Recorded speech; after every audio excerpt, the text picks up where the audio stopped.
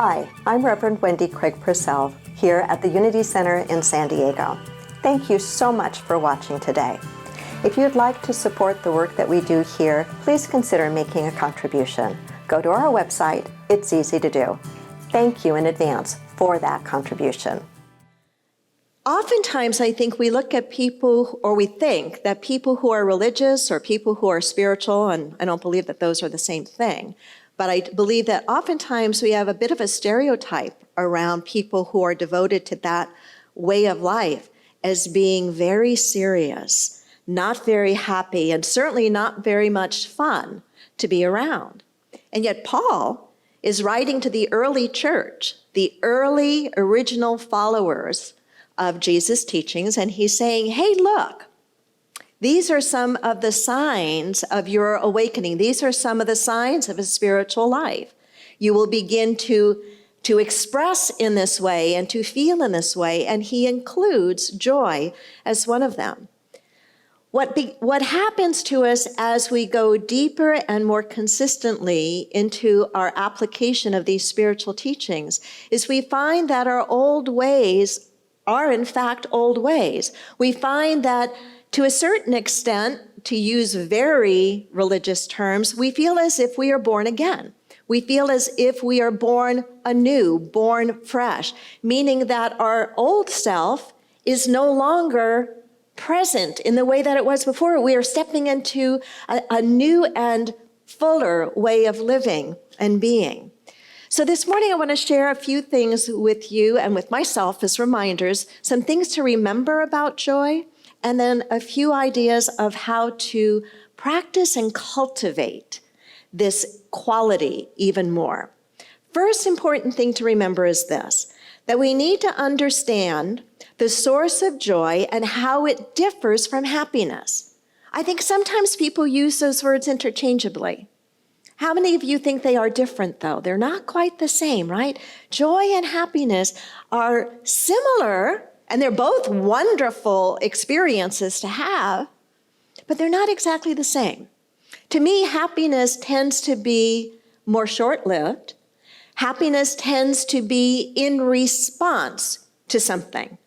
Oftentimes, it's in response to a person or an experience or a thing. It's triggered, I think, oftentimes, most of the time, externally. Whereas joy, I believe, is an inner feeling. It's a feeling of well-being. It's a feeling of inner peace. And I think it is born out of an experience of greater acceptance of ourselves. Over the last number of months, I have grown particularly fond of the word content. Content. I believe that joy and contentment are far more alike than joy and happiness. That when a person is content, they experience joy. When a person experiences joy, they are also experiencing contentment. So often we think it's outside of ourselves, don't we? We think that if we just rearrange things, if I can just get my ex to go to my therapist, or if I can just get my boss or my coworker to come to Unity, right? So there's a little bit of that still goes on for many of us. If I can just change it out here, or if I can just find it out here in the next experience or the next relationship or the next promotion or the next new thing. And while some of that can be fun, that's not the source of our joy. The source of our joy is really an inside job, and it's a choice, and it is a practice. I remember a little story about two dogs, an older dog and a little puppy. And the older dog was watching the puppy run around in circles as fast as it could possibly go. And finally, the older dog said, "Stop, what are you doing?" And the puppy said, "Well, I am chasing my tail." And the older dog said, "Well, why are you doing that?" "I'm doing that because happiness is in my tail, and I've been told that what I need to do, that happiness is a thing that every little puppy has to have. And so I'm trying to get it. But as fast as I go, I can never get it." And of course, the older dog just smiled and said, "What I have found is if I stop running after it, it just follows me wherever I go." And though that's such a simple, sweet little illustration, it does point to something. And I think that's why we chuckle together, because we recognize a part of ourselves in that, don't we? That too often we're trying to find it out here when it really is a matter of, wait a minute, I need to slow down a little bit. I need to slow down a little bit. I need to notice. I need to be present. And when I slow down a bit, and when I notice, and when I feel present, things start to feel a little bit different. What we also have to do is we have to be willing to do some work to train our minds. To train our minds and to open our heart for joy by weeding out the things that destroy it. And I was thinking of 3 biggies that destroy joy. And as I share them with you, check in with yourself and see if you would agree. Maybe your list is the same as mine. Or you might find that you have an even longer list than I have. But I think these 3 are 3 of the biggest ones. That we need to weed out comparing. Right? Yeah. Comparing. We can admire something that another person has or a way another person is, but admiring is very different than comparing. Comparing, I believe, is the murderer of joy. It steals our joy. As soon as we are comparing, we either feel a sense of false superiority, or more often, we feel what? A sense of inferiority. We somehow don't measure up. We somehow aren't doing as well as the other, and there goes our feeling of contentment, right? Are you with me? It's okay if I'm just talking to myself, because I do listen sometimes. There goes our feeling of contentment. There goes our feeling of joy. Second one, I think, is criticizing. How many critical people do you know that are joyful? I don't know any person who shows up in life consistently critical. I don't know any person like that that is a person who is joyful, that is a person who is content. We need to watch these things in ourselves, right?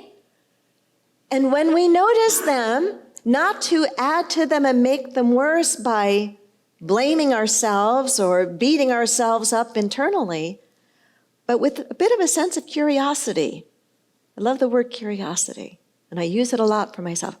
Gee, Wendy, isn't that interesting? You're thinking that thought.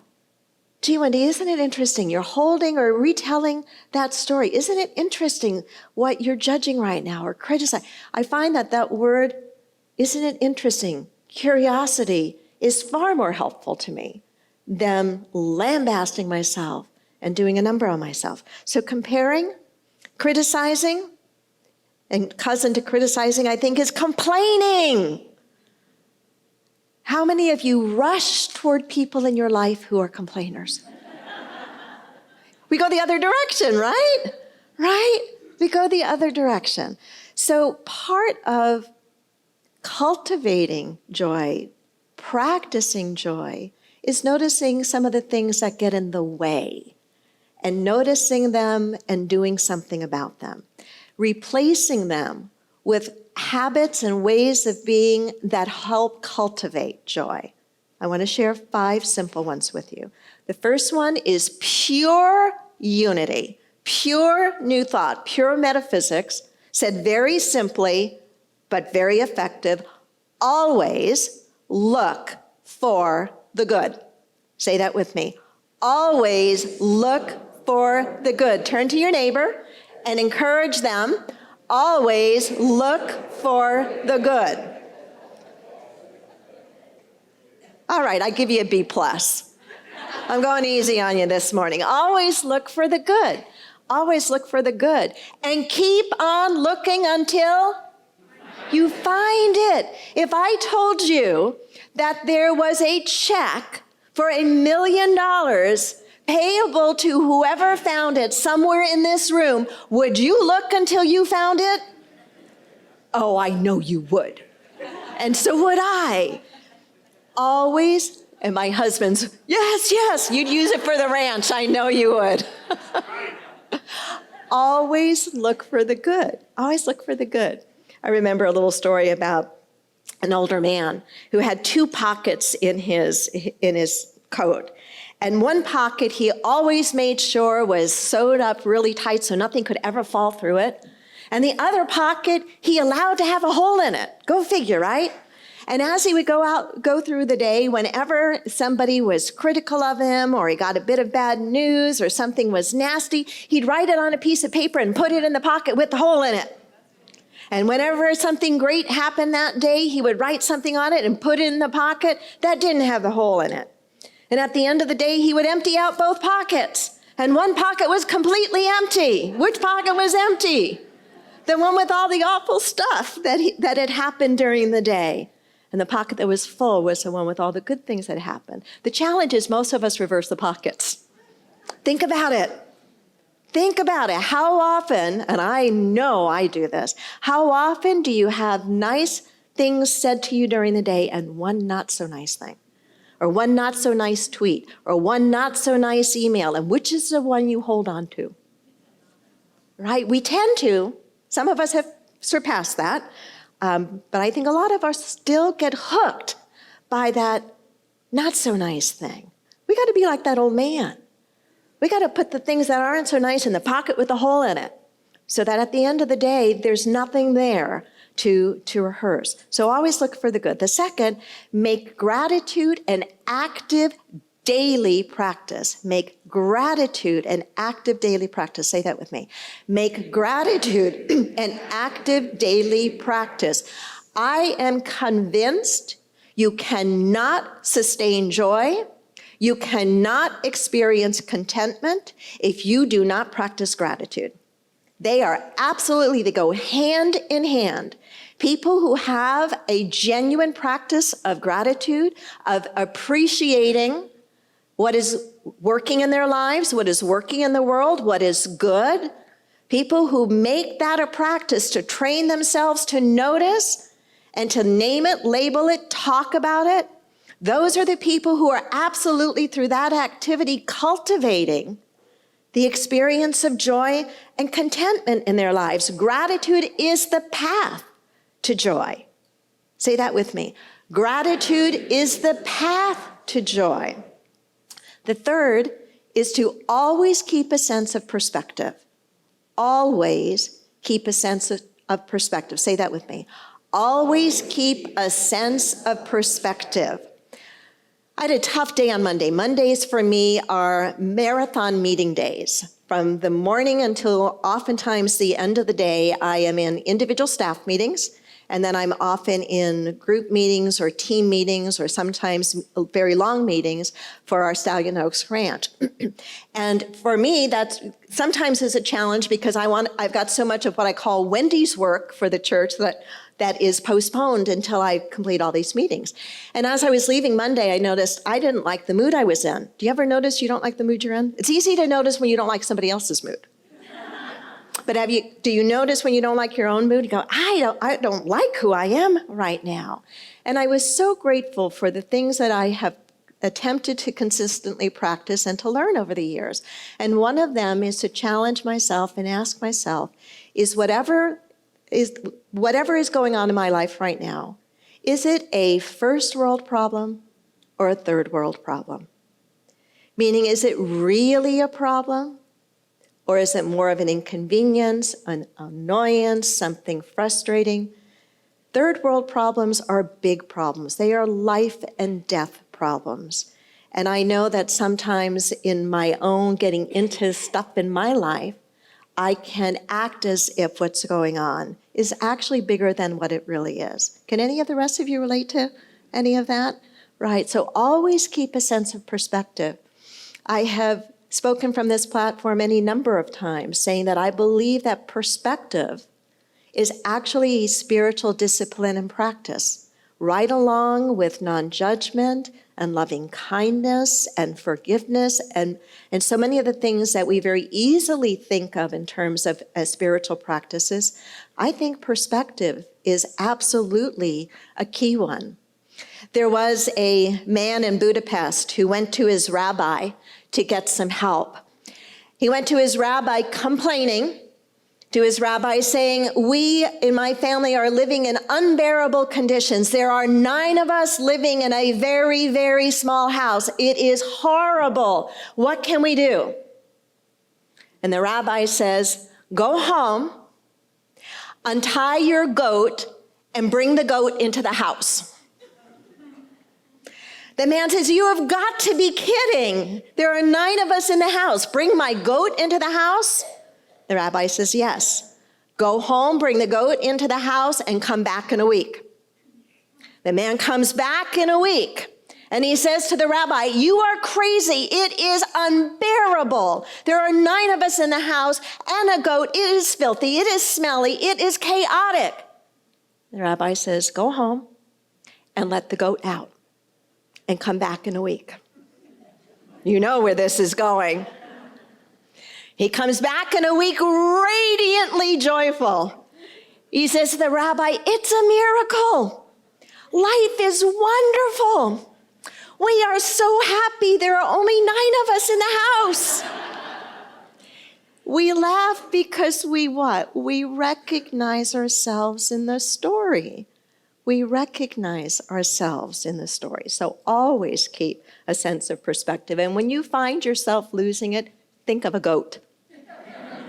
It'll get you laughing, and laughing will break up some of the cranky energy. The 4th, stay connected to others.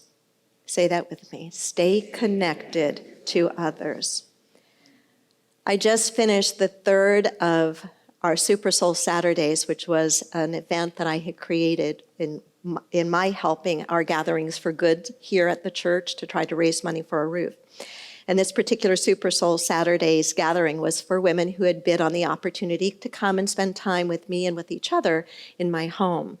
And we have had such wonderful, deep and rich sharing, very deep and very, very quickly we went deep. And one of the things we found ourselves talking about is we were sharing very openly about some of the tough places in our lives and some of the tough areas where it's so easy to lose our sense of perspective or to lose our joy or our feeling of contentment, especially when things in our families are not going well.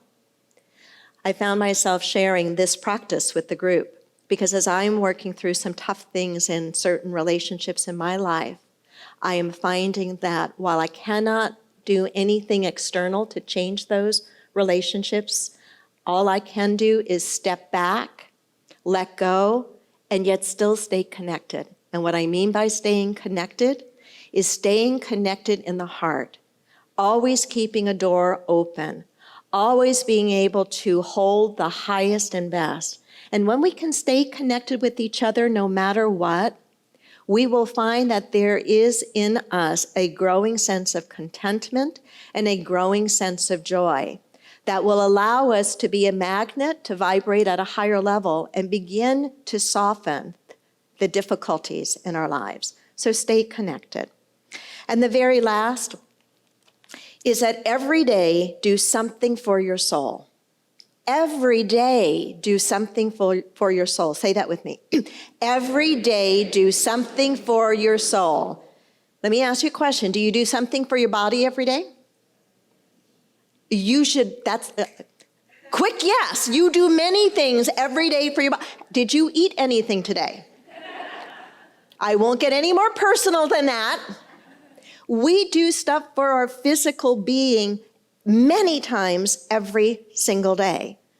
We do things many times a day, or at least during the work week, to provide for our needs.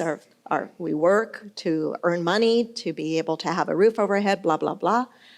It's so easy for us to neglect completely what our souls need. And I don't know how we can experience true joy and contentment if we are ignoring the care and feeding of our souls. It's so easy to put it on the back burner. And what I have seen in years and years now of ministry is how often we will step back into our spiritual practice or step back into our spiritual communities when things are falling apart.